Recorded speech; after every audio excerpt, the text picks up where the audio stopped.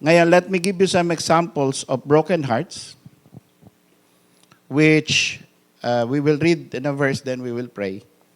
And that is the first broken heart that I will give as an example is the example of Jacob when he was courting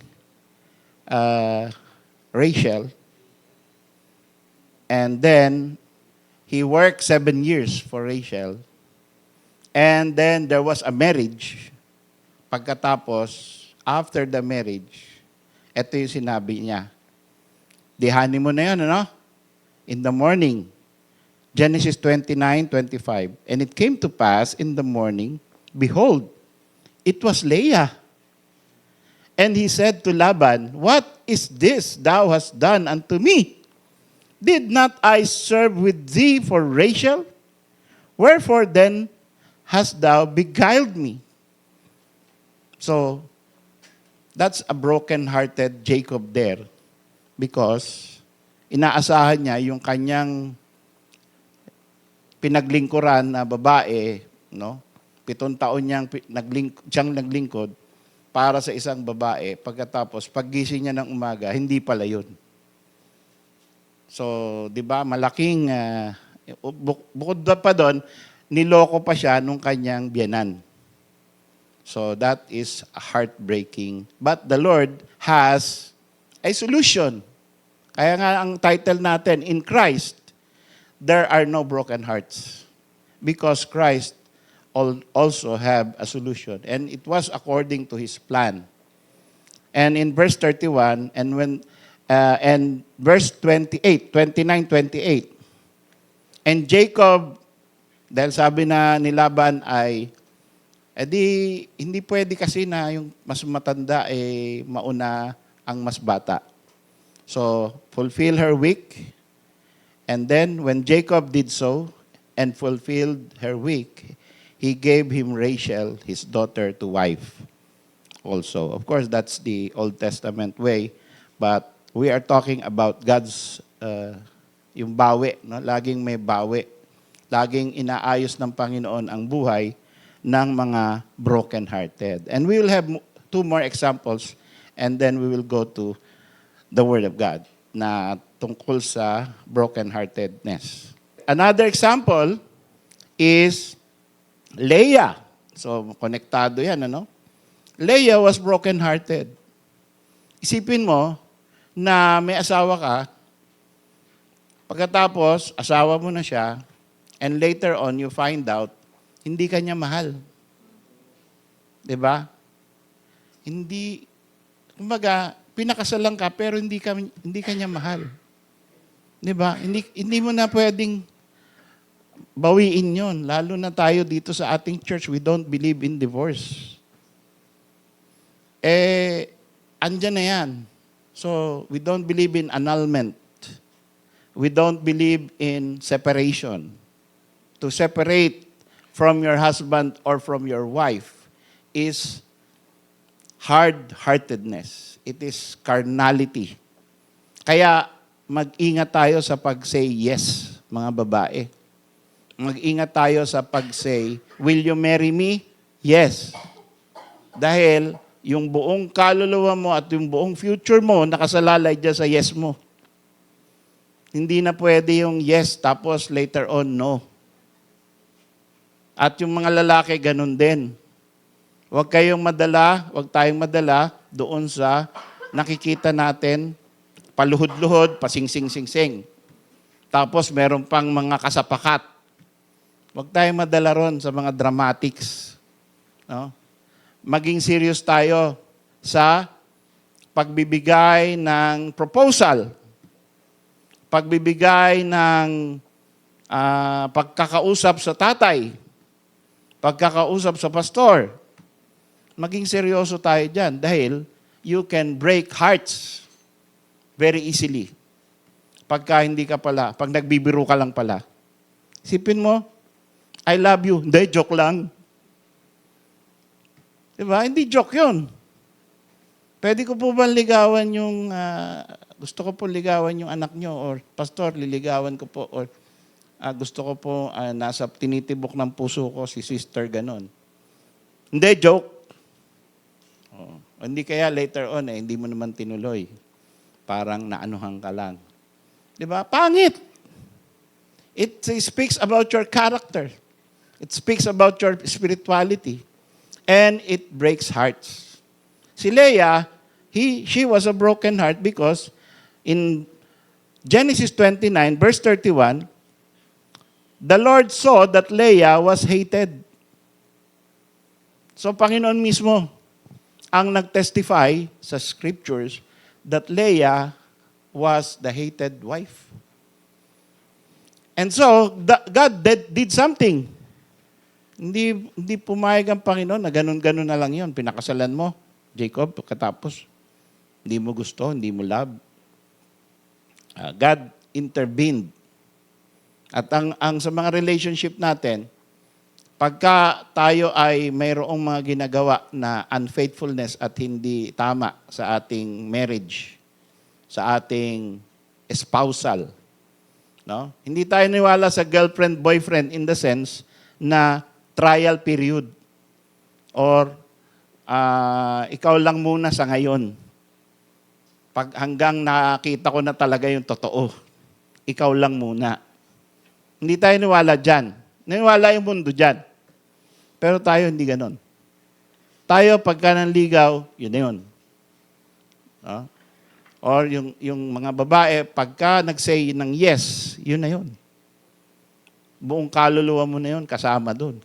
Yung reputasyon ng angkan mo, kasama dun. At yung testimony mo as a Christian, kasama dun. So, hindi yan madaling bagay. Pero, hindi rin naman masyadong ingat na para bagang takot ka na magkaroon ng relationship. Sobrang ingat na parang gusto mo na, wala na lang. No? Ang sabi ko nga, as a default, we should have one and another. Sabi, go and multiply, replenish the earth. The woman was made for man. So, ang relationship na yan ay God intended it to be good para sa humanity. Kaya, wag mong i-default sa isip mo na blessed single ka. Hindi yan ang default. Ang default is magkakaasawa ka no matter what age you are. Kahit 30 ka na, 40 ka na, 50 ka na, dalaga ka pa din, banata ka pa din, may pag-asa pa rin yan. Pag 80 ka na, yun. Ewan ko lang. 80 ka pa, umaasa ka pa din. Good for you. Diba? So Leah was broken-hearted, but the Lord solved her broken-heartedness. When the Lord saw that Leah was hated, He opened her womb, but Rachel was barren. So inuna ng Panginoon, binigyan ng priority ng Panginoon si Leah na magkaroon ng maraming anak so that Jacob will love her. And hindi na siya kakamuhian. So, yun ang solusyon ng Panginoon. Another broken heart example is Joseph. Si Joseph ay asawa ni Mary, espoused to be married. But what happened? Sa Matthew 1:19, then Joseph, her husband, being a just man and not willing to make her a public example, was minded to put her away privily.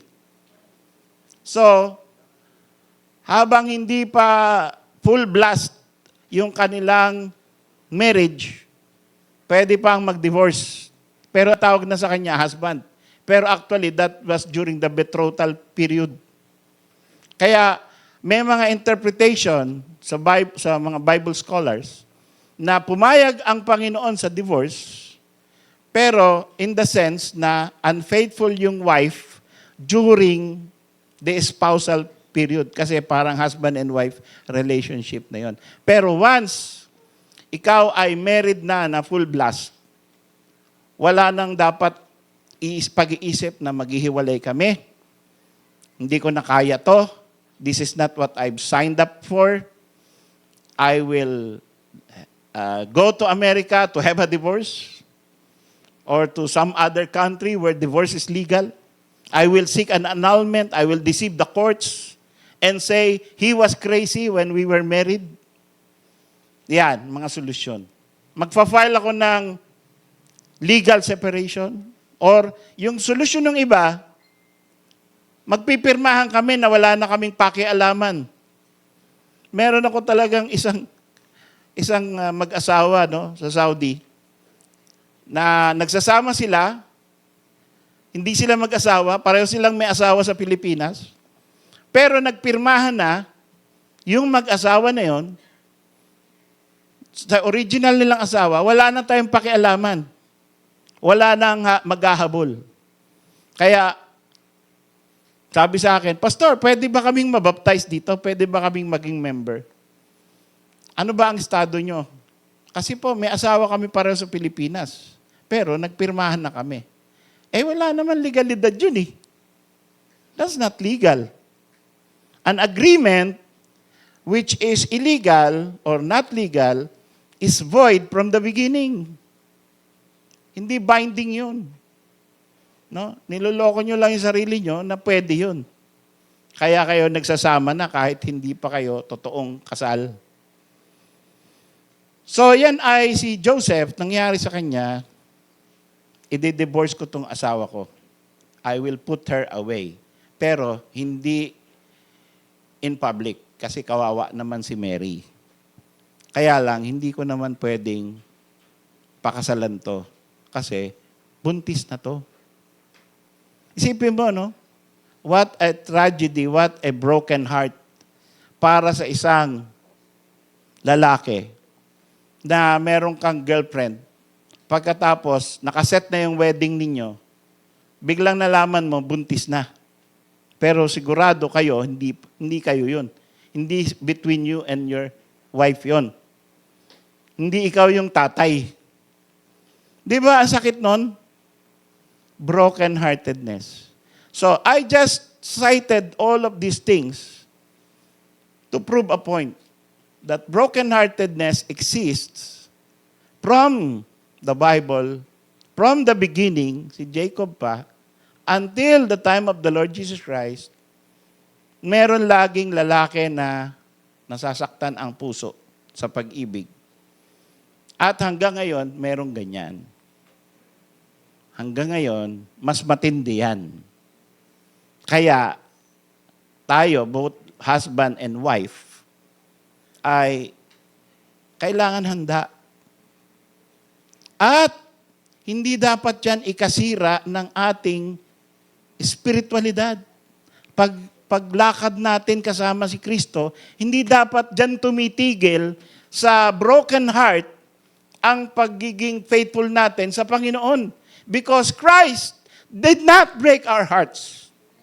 It is people who break hearts. Christ is the one who heals the brokenhearted. Kaya, tatakbo ka sa Kanya.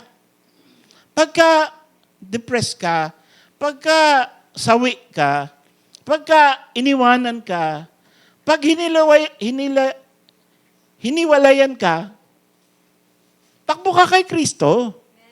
Kasi siya ang magbibigay sa iyo ng comfort at healing and a renewal of the Spirit. Ang sabi ng Psalm 34, 17 to 18, Psalm 34, 17 to 18, the righteous cry, and the Lord heareth.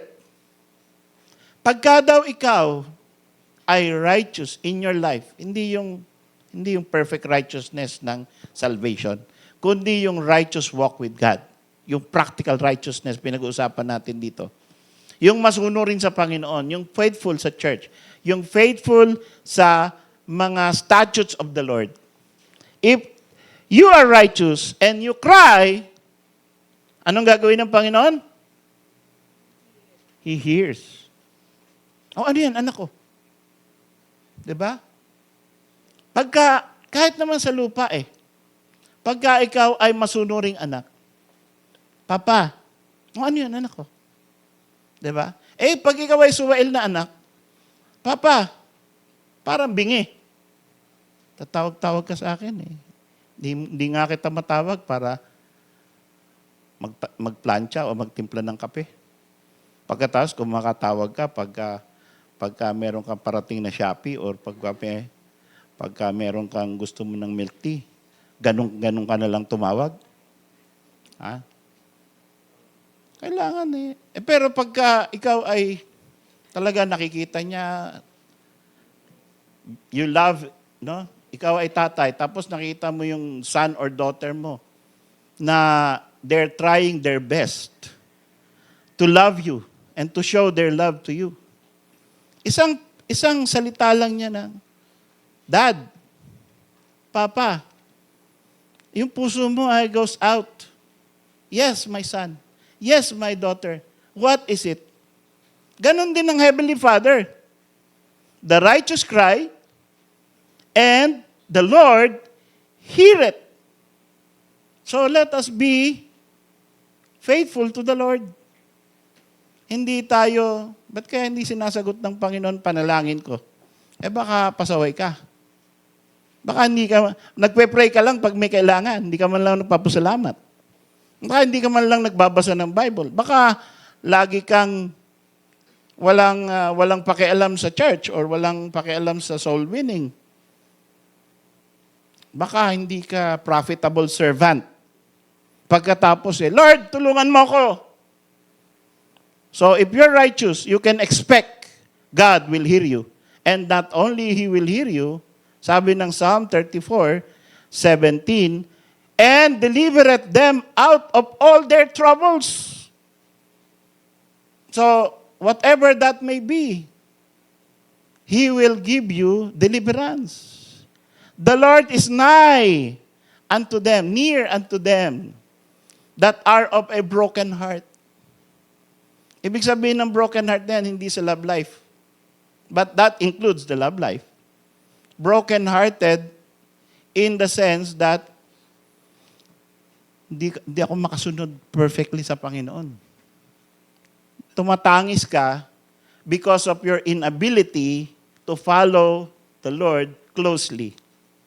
Yun. Tayo ba ay broken-hearted na napapansin natin yung sarili natin? Gusto nating maging masunurin, pero parang yung flesh natin ay very weak. Yung time natin is very limited. Alam ko, merong mga tao na gusto nila kanina pa sanang umaga sila nandito, kaya lang may trabaho. At ngayon, nandito sila. Praise God for you. Kesa dun sa mga talagang libre naman, pero hindi nag-attempt. Walang plano na pumunta. Di ba? So, sino yung righteous dun sa dalawang yon? Yung libre pero walang balak pumunta? Or yung gustong pumunta pero hindi kaya kasi may work? Or kakagising lang? Meron dito, mga kapatid, nandito, kasamahan natin ngayon, kagagaling lang sa work. Hindi pa natutulog. Diba? Kasi ang trabaho nila, night. Tapos, pagkatapos nila ng night duty, diretso dito. Sipin mo yun. I admire those people who have that kind of a determination. The Lord is nigh unto them that are of a broken heart, and saveth such as be of a contrite spirit. The sacrifices of God are a broken spirit, a broken and a contrite heart. O God, Thou wilt not despise. Psalm 51:17. Gusto mo bang mag-offering sa Panginoon? Beyond money, beyond goods, no? Beyond anything, the sacrifices of God are a broken spirit. Nagkaroon na ba tayo ng broken spirit? Yung talagang broken-hearted ka dahil naramdaman mo, ikaw ay marami pa ring nagagawang violation sa Holy Spirit, sa Holy Scriptures. That should produce a broken spirit. Pagka meron kang kasalanan na nagawa mo, hindi mo na iwasan, pero alam mo, ikaw ang mali. So, nagkasala ka. And you weep unto God. That is a broken spirit. Meron tayong kapatid sa Riyadh na umiiwas sa kasalanan. Napakalaking temptation. Malaking pera ang involved. Bibigyan siya ng malaking pera, sirain niya lang yung Christian testimony niya. Ang laki. 100,000 real, more. Sirain mo lang yung Christian testimony mo. Pero, halos natetempt na siya. 100,000. Times 16. 1.6 million pinag-uusapan natin. Marami ka utang. Isang salita lang, isang gawa lang. Tapos yung problema mo. Pasok ang pera, malaki. Pero, ayaw niya. Dahil gusto niya ay sumunod sa Panginoon. Manatiling integrity, may integrity, tapat sa Diyos. Kaya umiiyak siya, Lord, hirap. Ang hirap. Parang bibigay na ako. Hingi ako ng tulong sa iyo. Strengthen me. That is a broken heart. That is a contrite spirit. Alam mo kasi na kaya, pag konti pa, bibigay ka na eh. Eh baka yung iba sa atin, baka ako, baka bumigay na ako kaysa sa kanya. Hindi natin masasabi, ay ako pastor, wala. Hindi nila ako matetem. Matibay na ako sa Panginoon. Hindi masasabi yan. No? So that is a broken spirit. But when your heart is broken, there is healing in Christ. Psalm 147:3. He healeth the broken in heart and binded up their wounds. Sipin mo yung picture na binibigay sa atin. Yung broken heart parang nabiyak talaga na puso. No? Na hindi lang hihil, pagduduktungin, yung nabiyak na puso, pagduduktungin ng Panginoon, pagkatapos ibabind niya. He binded up their wounds. So, siyempre, may sugat. Diba? Pagka ikaw ay broken-hearted, hindi lamang naman yan isang araw eh. Yung sugat ay nananatili. Lalo na kung tungkol sa love life, no? Merong maganda kayong pagtitinginan, biglang nag-break kayo, biglang wala na kayo. So, nag-move on na siya, iba na yung kanyang karelasyon, ikaw, wala. Ting makikita mo siya sa church, ang hirap. Parang ayaw mong tumingin, parang ayaw mo nang mag-church.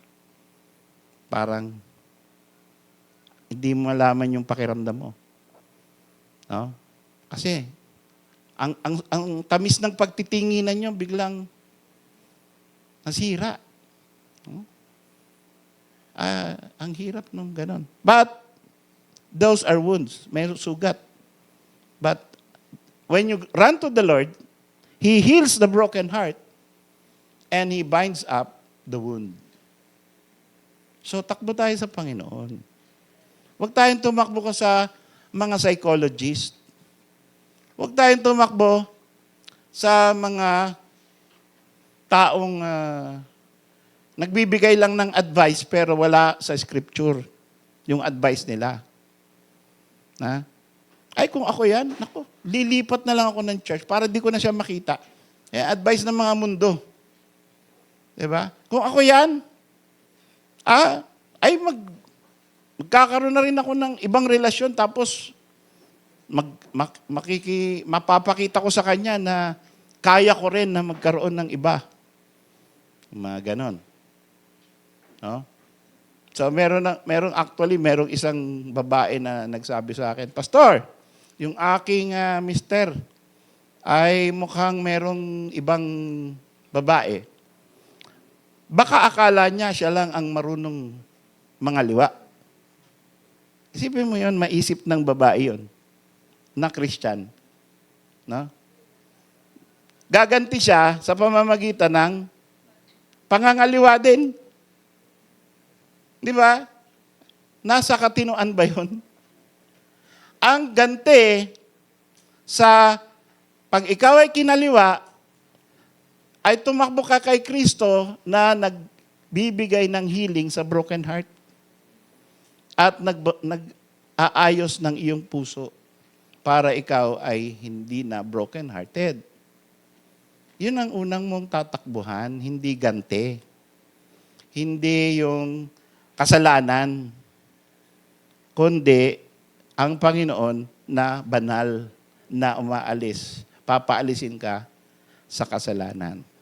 Finally, the Lord is prophesied to be the healer of the brokenhearted. Ito'y binasa niya sa isang synagogue, ang ating Panginoon. Nung siya ay pinoproclaim niya yung sarili niya na siya ang Mesiyas. Isaiah 61:1. The Spirit of the Lord God is upon me, because the Lord hath anointed me to preach good tidings unto the meek. He hath sent me to bind up the brokenhearted, to proclaim liberty to the captives, and the opening of the prison to them that are bound. Tapos, sinara niya yung scripture, binalik niya sa lagayan, at sinabi niya, today, this prophecy is fulfilled in your very eyes. Ang ibig sabihin ng Panginoon, ako yan. Ako yung servant of the Lord na prophesied by Isaiah. Ako ang nagbibigay ng good tidings doon sa mga meek, doon sa mga mababa ang loob. Ako ang nagbibigay ng solusyon sa mga mayroong problema sa kanilang emosyon, sa kanilang puso, na nawasak ang kanilang puso. Ako ang kanilang tatakbuhan. Ako ang magbibigay ng liberty, magbibigay ng freedom doon sa mga nagkakaroon ng captivity, doon sa mga na enslaved by the devil, enslaved by sickness. I am the one. The opening of the prison to them that are bound. So, ang Panginoon ang ating Mesiyas, siya ang ating takbuhan. Sigurado na magkakaroon tayo ng bagong peace. Magkakaroon tayo ng peace that passeth understanding. Peace that only He can give. Huwag po kayong aalis sa Panginoon na kung ano man ang inyong dinaranas na problema sa buhay, ang Panginoon may solusyon dyan. Tayo po ay manalangin.